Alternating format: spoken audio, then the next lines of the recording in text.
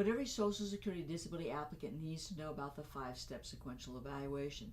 At step 1, the Social Security Administration wants to know whether or not you have a condition that will last at least a year, and the answer probably is yes. 2, they'll want to know whether your condition is severe, and the answer probably is yes. At step 3, the issue is whether or not your cancer meets or equals a listing, and if it does, you'll be entitled to Social Security disability benefits. But you've got to have medical records that establish that you meet every element of the listing. And as a result, the Social Security Administration will look at your medical records closely.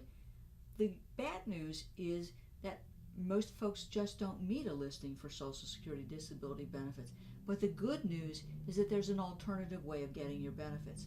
So if you don't meet or equal a listing, the Social Security Administration will determine your entitlement based on the medical and vocational criteria at steps 4. Let's talk about the medical criteria first. What the Social Security Administration is trying to figure out is what is your residual functional capacity and whether or not you can go back to the lightest physically demanding job you held in the 15 years before you became disabled.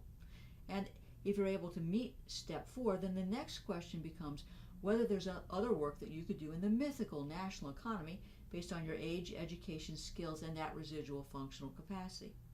Unfortunately, many Social Security disability cases are lost because the Social Security Administration can't figure out from your medical records whether you can do sedentary, light, medium, or heavy work. And a residual functional capacity is what you can do despite your cancer. Many times, as I've said, records are just silent on this issue. I think it's crucial that any applicant for Social Security disability benefits gets a residual functional capacity form completed by their doctor. This is crucial because that form will address your functional abilities not only physically, but cognitively and emotionally. Many times the side effects of treatment alone can make you disabled. That can include chemo fog, tingling and numbness of your hands or feet. But it's crucial that those things be documented not only in your medical records, but in that residual functional capacity form. Now, that form will ask a variety of questions, and some of them don't really make sense, but it's just part of what the questions are, and the judge needs that information ultimately to form a hypothetical if you go to trial.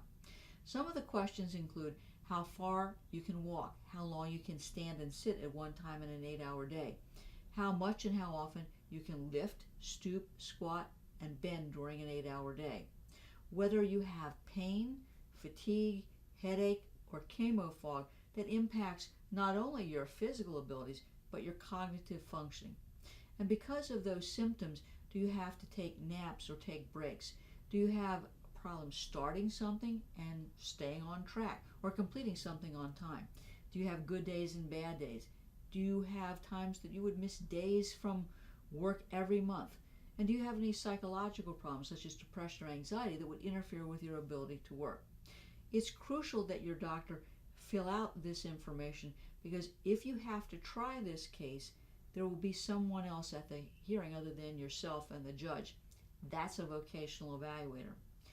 The judge will provide a hypothetical to the evaluator based on your medical history, and they may say, for example, I want you to assume that this hypothetical individual, just like the applicant here, can sit for 6 hours, stand for 6 hours, lift 10 pounds. Can that person go back to the lightest physically demanding job they've held in the 15 years before they became disabled? Now, that's not a very good hypothetical because it doesn't include some of the symptoms that you probably have, such as chemo, fog, fatigue, tingling and numbness, difficulty concentrating. If that vocational evaluator says that you can go back to the lightest job you held in the 15 years before you became disabled, your claim will be denied. And if the judge does not ask any other questions, you lose. Now, hopefully, the judge will go on and ask the key question. And this is where I think cases are also won and lost. And this is there any other job that this hypothetical person just like you could do in the mythical national economy in view of your age, education, and skills? Sometimes that vocational evaluator will rattle off 3 dumb jobs that you would never want to do and don't even pay a living wage. If the judge doesn't ask any more questions, you'll lose. And again, that hypothetical probably doesn't include the symptoms that really do make you disabled. You can see that it's crucial that you have representation at every stage of a Social Security case. You don't know the 5-step sequential evaluation. You don't know what's in your medical records. You don't know what medical proof needs to be submitted. You don't know how to get a residual functional capacity form or get one completed accurately. And you sure as heck don't know how to testify or present your case to the judge.